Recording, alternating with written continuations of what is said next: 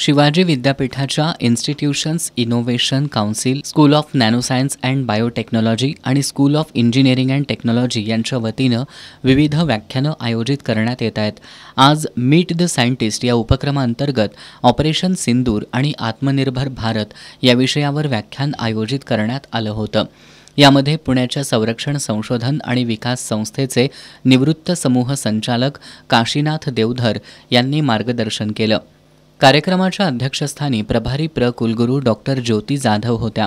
यावेळी बोलताना काशीनाथ देवधर यांनी आपल्या भाषणात भारताच्या संरक्षण क्षेत्रातील वाटचालीचा सविस्तर आढावा घेताना संरक्षण संशोधन आणि विकास संस्थेचं योगदान विशद केलं. संरक्षण क्षेत्रामध्ये भारत अत्याधुनिक स्वदेशी तंत्रज्ञानानं आत्मनिर्भर झाला असून आता तो आयातदार नाही तर निर्यातदार देश बनलाय असं प्रतिपादन केलं. ऑपरेशन सिंदूर हे भारतानं थांबवलेलं नसून जोवर दहशतवादी कृत्य सुरू राहतील तोवर या मोहिमेअंतर्गत पाकिस्तानला चोख प्रत्युत्तर दिलं जाईल असंही त्यांनी स्पष्ट केलं.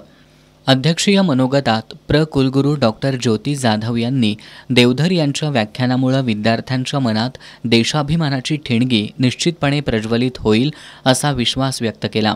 यावेळी डॉक्टर प्रमोद जे पाटील, डॉक्टर अजित कोळेकर, शरद बनसोडे, रामचंद्र पवार, प्राचार्य नितीन सोनजे, प्रवीणकुमार पाटील यांच्यासह शिक्षक, प्रशासकीय अधिकारी, विद्यार्थी उपस्थित होते.